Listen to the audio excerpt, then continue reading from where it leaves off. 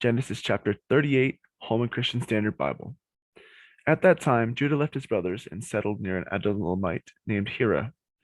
Then Judah saw the daughter of a Canaanite named Shua. He took her as a wife and slept with her. She conceived and gave birth to a son, and he named him She conceived again, gave birth to a son, named him Onan. She gave birth to another son and named him Shelah. It was at Chezib that she gave birth to him. Judah got a wife for his firstborn, and her name was Tamar. Now Judah's firstborn, was evil in the Lord's sight, and the Lord put him to death.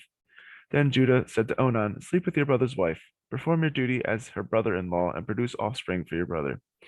But Onan knew that the offspring would not be his, so whenever he slept with his brother's wife, he released his semen on the ground so that he would not produce offspring for his brother.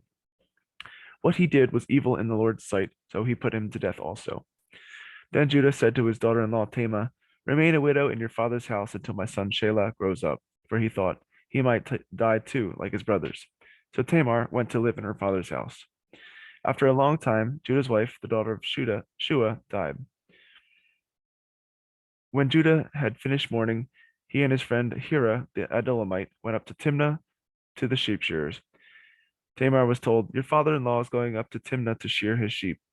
So she took off her widow's clothes, veiled her face, covered herself, and sat at the entrance to Enaim, which is on the way to Timnah, for she saw that, though Shelah had grown up, she had not been given to him as a wife. When Judah saw her, he thought she was a prostitute, for she had covered her face. He went over to her and said, come, let me sleep with you, for he did not know that she was his daughter-in-law. She said, what will you give me for sleeping with me? I will send you a young goat from my flock, he replied. But she said, only if you leave something with me until you send it. What should I give you? He asked. She answered, your signet ring and your cord and the staff in your hand. So he gave them to her and slept with her, and she got pregnant by him. She got up and left, then removed her veil and put her widow's clothes back on. When Judah sent the young goat by his friend the Adullamite in order to get them back the items that he had left with the woman, he could not find her.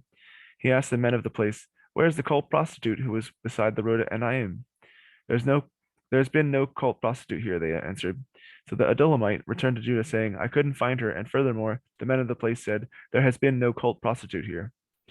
Judah replied, let her keep the items for herself, otherwise we'll become a laughingstock. After all, I did send this young goat, but you couldn't find her. After 3 months later, Judah was told, your daughter-in-law, Tamar, has been acting like a prostitute, and now she is pregnant. Bring her out, Judah said. Let her be burned to death. As she was being brought out, she sent her father-in-law with this message.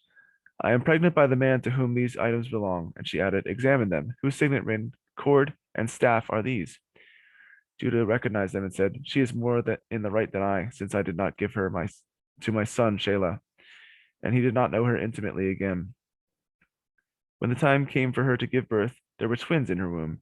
As she was giving birth, one of them put out his hand, and the midwife took it and tied a scarlet thread around it, announcing, this one came out first.